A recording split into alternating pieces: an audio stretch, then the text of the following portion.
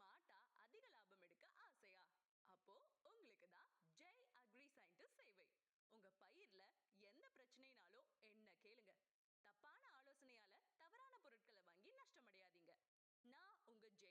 உலகத்துல வேளாண் ஆராய்ச்சியில 9வது இடத்துல இருக்கிற யுனிவர்சிட்டி ஆஃப் வெஸ்டர்ன் ஆஸ்திரேலியாவின் வேளாண் விஞ்ஞானி.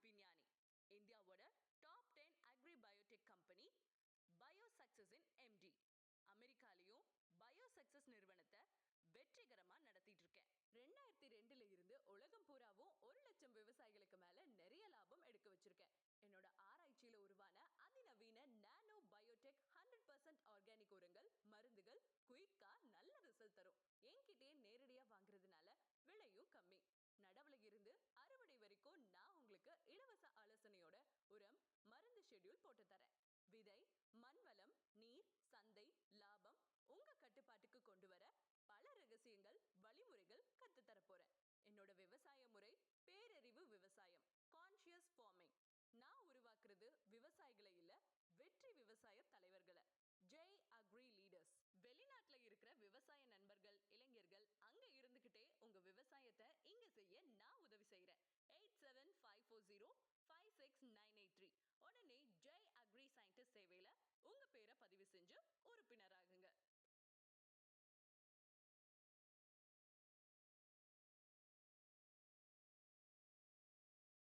ஜப்பான், சீனா, கியூபா, இஸ்ரேல், பிரேசில் போன்ற நாடுகள் சவால்களை எதிர்கொண்டு மிக பெரும் சோதனைகளில் இருந்து மீண்டு இன்று விவசாயத்தை வெற்றிகரமாக மேற்கொள்ளும் போது அவர்களை காட்டிலும் எல்லா வளங்களும் கடின உழைப்பும் கொண்ட நம்மால் ஏன் விவசாயத்தில் வெற்றி பெற இயலாது?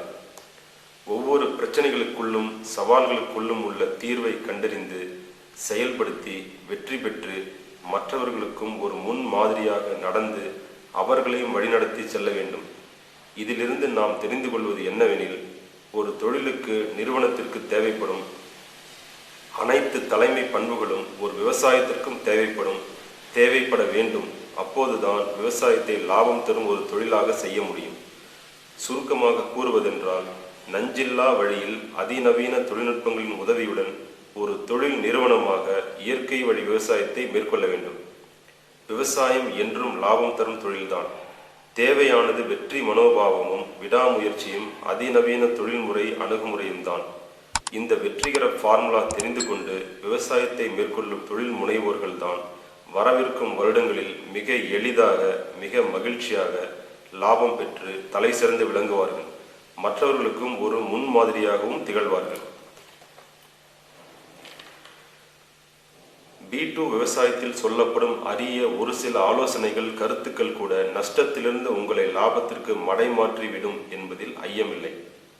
எண்ணற்ற தொழில்நுட்பங்கள், யோசனைகள், வழிமுறைகள் உங்களை லாபத்திலிருந்து செல்வ சுரங்கத்திற்கு அழைத்துச் செல்லும். இதில் சொல்லப்பட்டிருக்கும் கருத்துக்களை பயன்படுத்தினால் வெற்றியும் நிச்சயம், லாபமும் நிச்சயம். B2 விவசாயத்தில் உள்ள அனைத்தும் நிரூபிக்கப்பட்ட வெற்றிமுறை ஃபார்முலாக்கள் மட்டுமே. மேலும் விவசாய மண்ணிற்கு தேவையானது மட்டுமே இதுநாள் வரை, இத்தனை ஆண்டுகள் வரை அலசி ஆராயப்பட்டிருக்கின்றன. ஆனால் முதன்முறையாக இந்திய விவசாய வரலாற்றில் ஒரு மணிமகுடமாக விவசாயி மனதிற்கும் விவசாயி வாழ்விற்கும் தேவையானது உண்டு, அவை என்னென்ன என ஒரு புதிய நெறிமுறையை ஒரு வெற்றி கோட்பாடாக B2 விவசாயம் உங்கள் முன் வைக்கிறது. நம் நாட்டில் அதிகமானோர் சிறு குறு நடுத்தர விவசாயிகள் தான். அவர்களுக்கும் தன்னம்பிக்கை ஊட்டி, உற்சாகம் தந்து, அறிவு இடுபொருளை வழங்கி அவர்களையும் வெற்றி பெறச் செய்ய, அவர்களின் மனநிலையையும் ஆராய்ந்து படித்தறிந்து அதற்கேற்றவாறு கடினமான தற்போதைய வழிமுறைகளை மாற்றி எளிய சுலபமான இடுபொருட்களாக அல்லது செயல்முறைகளாக தந்தால்தான் அவர்களும் லாபம் பெற்று வாழ்வில் தன்னிறைவு பெற முடியும்.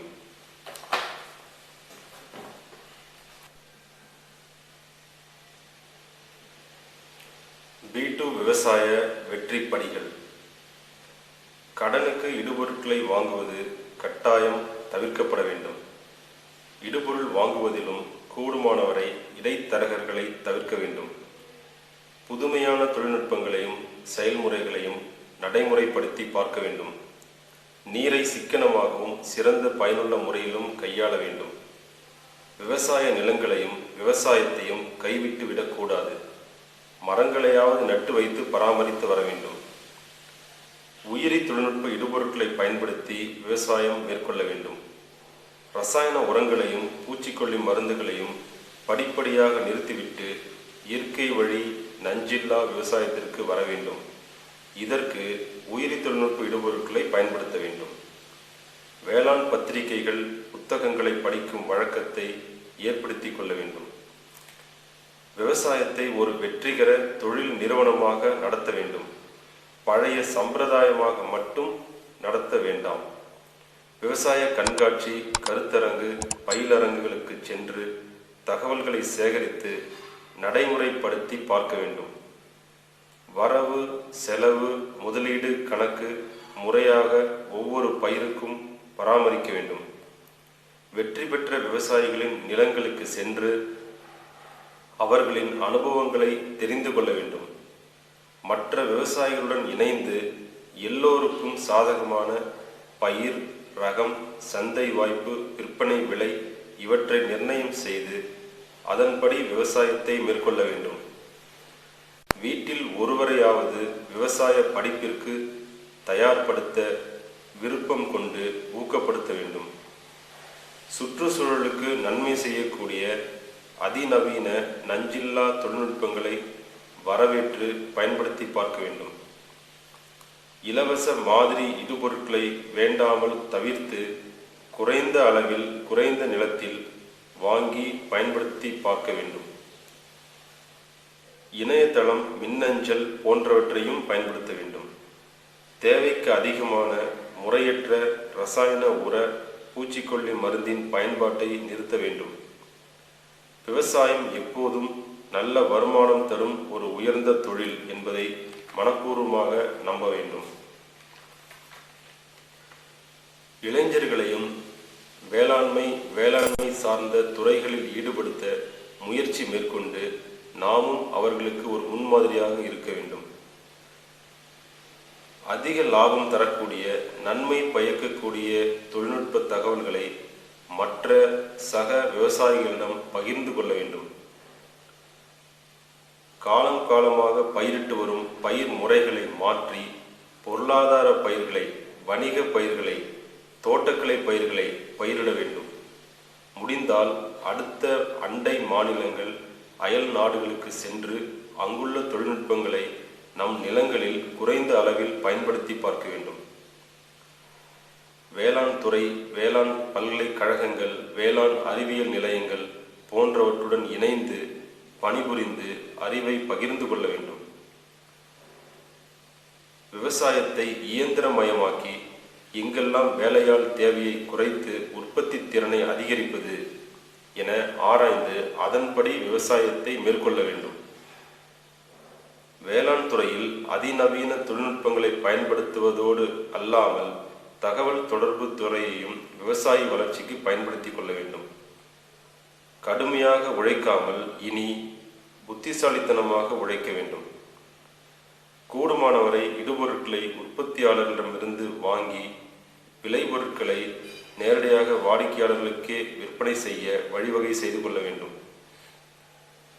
மிக அதிக முக்கியத்துவத்தை விளைபொருளின் தரத்திற்கும் தர வேண்டும்.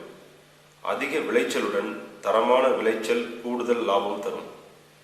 நம் தோட்டத்தின் ஒரு பகுதியை புதுமையான தொழில்நுட்பங்களை பயன்படுத்தி பார்க்க ஏதுவான மாதிரி நிலமாக பராமரிக்க வேண்டும். ஒரு ஏக்கரில் சுமாராக விவசாயம் செய்வதை விட 25 சென்ட் நிலத்தில் லாபகரமான விவசாயம் செய்ய வேண்டும். நம் விளைபொருள்களுக்கு நாமே பிராண்ட் பெயரிட்டு விற்பனை செய்ய வேண்டும். விவசாய நிலமே தொழிற்சாலையாக, அதில் பணிபுரியும் தொழிலாளர்களே ஊழியர்களாக, விளைபொருட்களே உற்பத்தி பொருட்களாக உருவகித்து ஒரு நிறுவனத்தைப் போல விவசாயத்தை நடத்த வேண்டும். இனி விவசாயத்தில் தற்சார்பு சாத்தியப்படாது. நன்மை தரும் தொழில்நுட்பங்களை தவிர்த்து ஒரு விவசாயி மட்டும் வயலில், தோட்டத்தில் வேலை செய்ய இயலாது. நம் இலக்கு இயற்கை விவசாயம் மட்டுமே இல்லை, அதிலிருந்து நிச்சய லாபம் பெறுவதாகவும் அதிக தரமான விளைச்சல் பெறுவதாகவும் இருக்க வேண்டும். 50 வயதிற்கு கீழ் உள்ளவர்கள் உடனே இயற்கை விவசாயத்திற்கு வர தயங்குகிறார்கள். ஏன்? அவர்கள் பொருளாதார ரீதியில் இன்னும் தன்னிறைவு பெற விரும்புகிறார்கள். தங்களின் குடும்பத்திற்காக சேமிக்க நினைக்கிறார்கள். எதிர்பாராமல் நஷ்டம் வந்துவிடுமோ, விளைச்சல் குறைந்து விடுமோ என பயப்படுகிறார்கள். அவர்களின் நேரம், உழைப்பு, அறிவு அனைத்தும் வீணாகிவிடுமோ என அஞ்சுகிறார்கள். 50 வயதிற்கு மேற்பட்டோரே அல்லது பொருளாதார ரீதியில் விவசாயத்தை மட்டுமே நம்பி இல்லாமல் மன நிம்மதிக்காக, பரிசோதனைக்காக, ஒரு பெயருக்காக இயற்கை விவசாயம் செய்து பார்க்கிறார்கள். நமக்கு இப்போது தேவை ரசாயனம் இல்லாத, நஞ்சில்லாத, மண்ணிற்கும் சுற்றுச்சூழலுக்கும் உயிரினங்களுக்கும் மனிதர்களுக்கும் தீங்கு விளைவிக்காத ஒரு விவசாய முறை மட்டுமே. அதுவே B2 விவசாய முறை ஆகும். இதற்கு அதிக உடல் உழைப்பு தேவைப்படும் பழங்கால முறையான இயற்கை வழி விவசாயம் மட்டுமே என நினைத்தால் அது தவறு. நடைமுறைக்கும் சரியாக வராது. இயற்கை விவசாயம் என்ற பெயரில் ஒட்டுமொத்த தொழில்நுட்பங்களையும், விவசாயம் இயந்திரமயமாவதையும், தகவல் தொழில்நுட்பத்தை விவசாயத்தில் பயன்படுத்தப்படுவதையும் தடுக்கும் வகையில் நம் ஆலோசனை, நம் வழிமுறை இருக்கவே கூடாது. இன்றைய வேலையாள் பிரச்சனை உருவானதே நாம் ஏற்கனவே அறிவில் உழைப்பதை சிந்திக்கவே முடியாமல் போனதுதான் என்பதையும், இதனை தொடர்ந்து செய்து வந்தால் மேன்மேலும் வேலையாள் தேவை அதிகரிக்கும் என்பதையும் நாம் நன்கு உணர்ந்து உடனே இயந்திரமயமாவதை ஊக்குவிக்க வேண்டும்.